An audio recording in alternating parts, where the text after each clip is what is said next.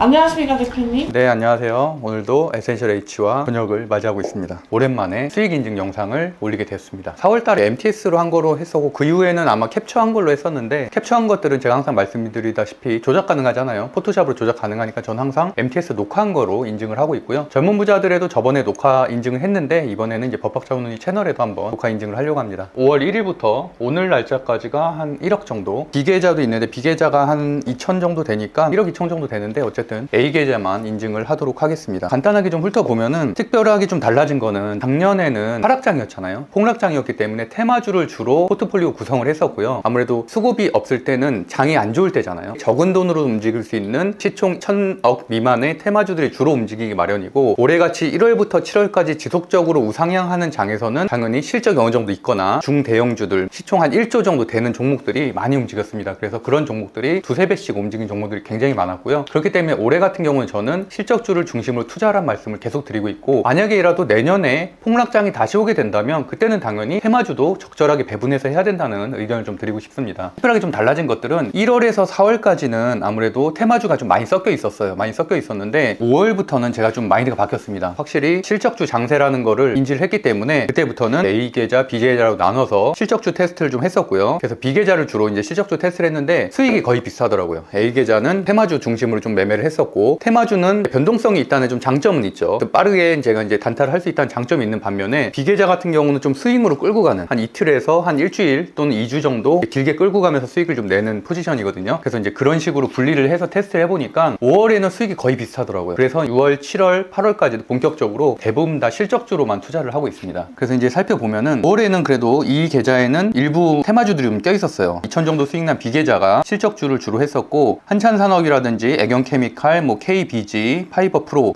오늘 상한가 나온 종목이네요. DNC에너지 뭐 대부분 다 테마주로 매매를 했었고요. 그러다 보니까 뭐 수익을 낼 때도 있었지만 이렇게 짧게 나온 경우가 좀 많았었죠. 그러다가 뭐 코스메카 코리아라든지 또는 명신산업이라든지 이런 실적주도 조금씩 껴있었고, 다만 제 패턴이 좀 달라지게 된 건 이제 6월부터인데요. 6월부터는 그래서 메인 계좌에서도 이제 주로 실적주를 선택을 해서 매매를 했었습니다. 포스코 인터내셔널이라든지 SM이라든지 하이비전 시스템, 코스메카 코리아, 제이시스 메디칼, 이런 식으로 대부분 다 이제 실적이 개선되는, 실적주를 어떻게 판단하느냐는 제가 올렸었던 시수 제재차 영상 중에서 재무제표 편을 보시면은 8분 만에 이해할 수 있습니다. 그래서 모든 재무제표를 단 1분 만에 실적주와 테마주를 구별할 수 있는 기준이 될 수 있을 것 같고요. 간혹가다 이제 한일사료나 유진기업과 같이 테마주들도 껴있지만, 뭐 하나마이크론도 반도체 실적주고요, 비추로셀도 배터리 실적주고, 상신 EDP는 전장 실적주, 제이시스 메디칼은 의료기기 실적주, 대부분 다 실적주로 이렇게 수익을 냈습니다. 최근에는 엔터주 같은 것도 많이 강조했었잖아요. 엔터주와 제약바이오를 많이 강조했었고, 화장품주를 강조했었는데 그런 종목으로도 많은 수익을 냈습니다. 7월달에 이렇게 넘어가 보면요,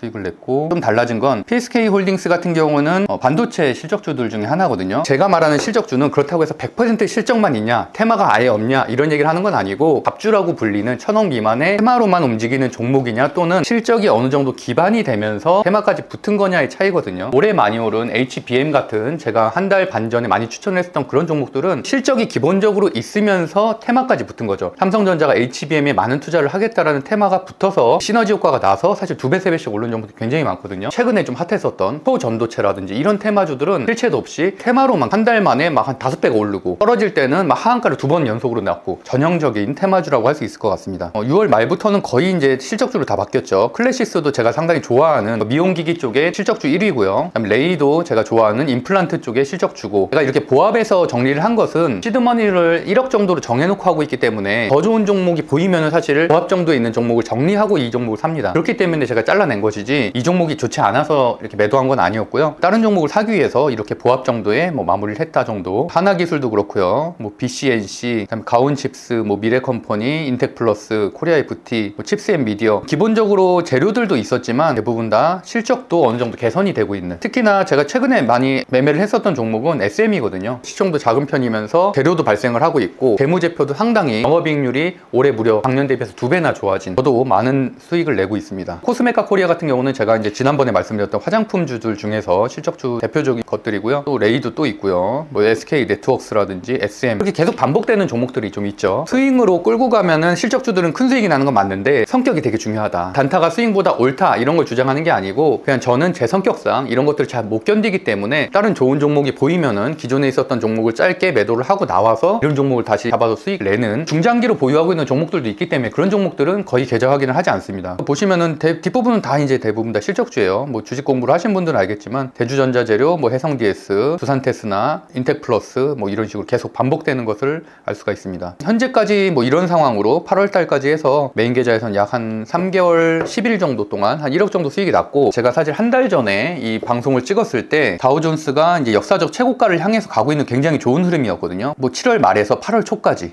이 정도에서는 굉장히 좋은 흐름이었기 때문에 제가 역사적 최고가를 갈 가능성이 있고, 일본과 같은 경우는 올해 이미 역사적 최고가가 나왔고 유럽 같은 경우도 6월 7월에 역사적 최고가가 나온 나라들이 많거든요. 그래서 다우존스도 그런 방향으로, 또는 S&P 500 지수도 역사적 최고가가 나올 가능성이 있기 때문에 그렇게 되면 우리나라 증시도 같이 좋을 거라고 예상을 했었는데, 아쉽게도 중국발 악재가 8월 15일에 발생을 했습니다. 제가 그래서 8월 14일에까지 스탠스하고 그 이후의 스탠스가 완전히 달라졌습니다. 8월 초부터는 좀 조정, 하락이 좀 시작이 됩니다. 면서 8월 16일 굉장히 큰, 올해 들어서 가장 컸었던 폭락이 나왔거든요. 그러면서 현재는 추세가 좀 꺾인 상황입니다. 좀 아쉽긴 한데 시장을 계속 좀 지켜보고 있는 상황이고, 보시면은 제가 아까 말씀드린 대로 8월 2일, 3일 이때까지만 해도 괜찮았었거든요. 뭐 이 정도는 사실 상승폭에 비하면은 건강한 조정이라고 할 수 있는데, 제가 말씀드린 부분이 여기입니다. 8월 11일, 8월 14일에 이렇게 하락을 했고, 이 당시에만 지지를 받았어도 괜찮았었는데, 문제는 8월 16일, 8월 15일이 지난 그 다음 개장일 날에 시가 대비해서